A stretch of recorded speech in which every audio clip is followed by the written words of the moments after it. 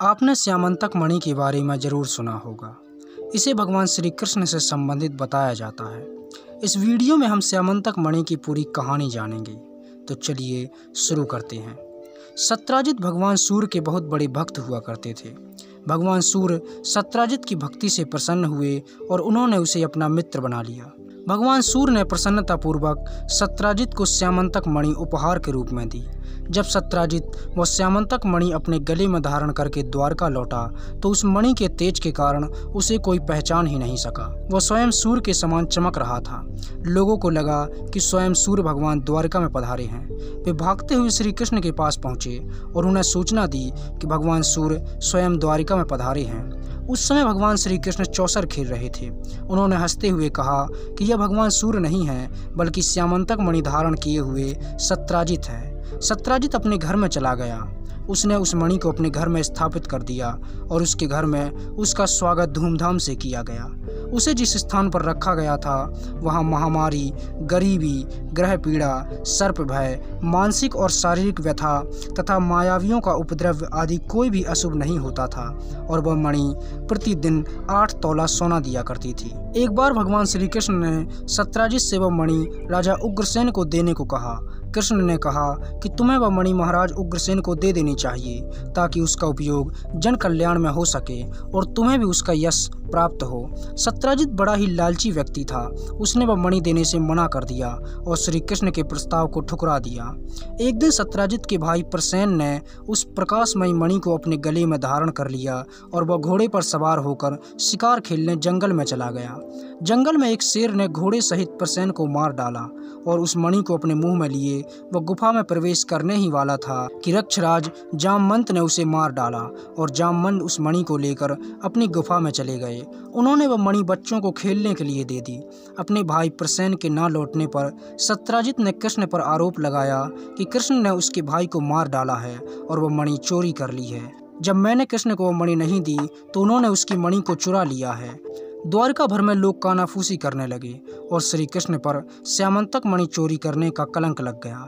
जब श्री कृष्ण को यह पता चला कि उन पर चोरी का कलंक लग गया है तो उन्होंने उसे धोने की योजना बनाई। उन्हें पता चला कि उन्होंने चतुर्थी में चांद देखा है, इसलिए उन पर गणेश चतुर्थी में चांद देखने के कारण यह दोष लगा है। इसके निवारण के लिए वे कुछ ब्राह्मणों और कुछ विद्वान लोगों को लेकर जंगल की ओर प्रसेन को ढूंढने निकले।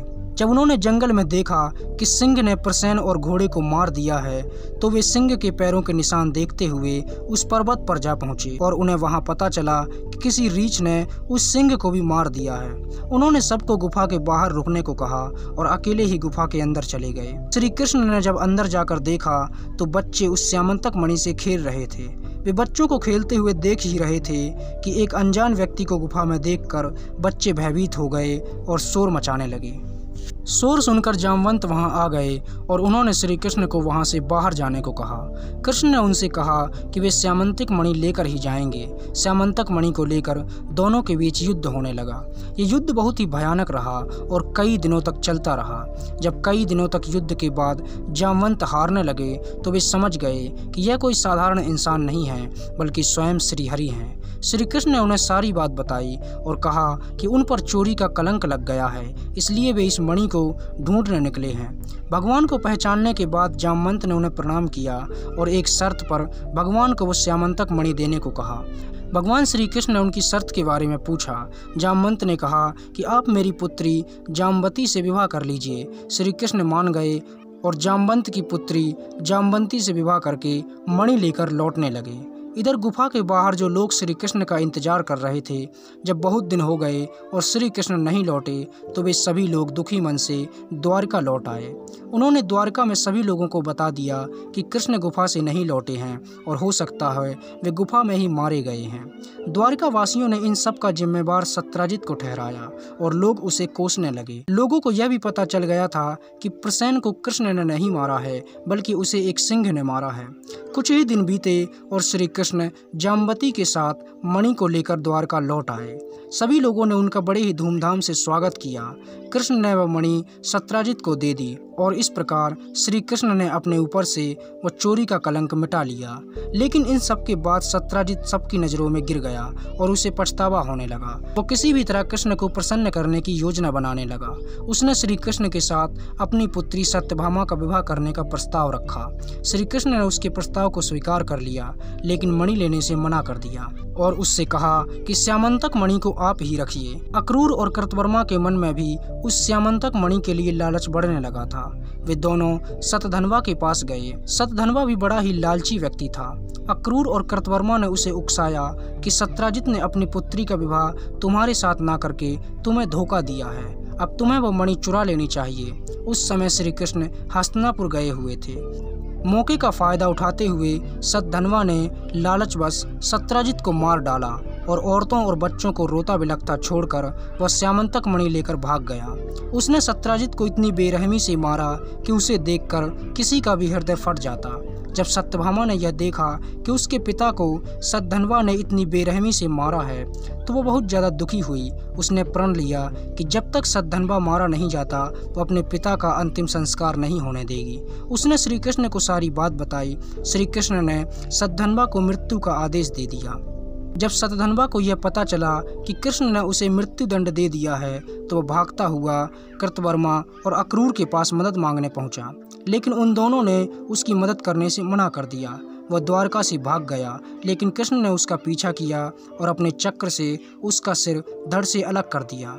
जब वो मारा गया तो बलराम ने श्री कृष्ण से कहा कि हमने इसे व्यर्थ ही मार दिया है, क्योंकि इसके पास तो श्यामंतक मणि नहीं है। श्यामंतक मणि तो यह द्वारका में ही किसी को देकर आया है। जब सतधनवा द्वारका से भागा था वह उसी समय वह मणि अक्रूर को देकर चला गया था। जब अक्रूर को इस बात का पता चला कि श्री कृष्ण ने सतधनवा को मार दिया है तो कृतवर्मा और अक्रूर द्वारका छोड़कर चले गए। श्री कृष्ण अक्रूर का बड़ा सम्मान करते थे और द्वारकावासी भी अक्रूर जी को द्वारका के लिए शुभ मानते थे। श्री कृष्ण ने दूत भेजकर सम्मान के साथ अक्रूर को वापस द्वारका बुलवाया। श्री कृष्ण ने उनसे कहा कि आप स्वयं ज्ञानी हैं और आप ही वह मणि रखिए, मुझे वह मणि नहीं चाहिए। यही वह श्यामंतक मणि था जिसे जब भगवान श्री कृष्ण ने संपूर्ण यादव वंश का नाश हो गया तो अपने पैर के तले में धारण कर लिया था। और जब वे जंगल में तालाब के किनारे विश्राम कर रहे थे तब एक भील ने उस मणि की चमक को देखकर उस पर तीर चला दिया और वह तीर सीधा श्री कृष्ण के पैर में लगा और उन्होंने अपनी देह को त्याग दिया और परलोक को चले गए। इस प्रकार यही श्यामंतक मणि उनकी मृत्यु का कारण बना। तो यह थी श्यामंतक मणि की पूरी कहानी। आशा करते हैं आपको वीडियो पसंद आया होगा।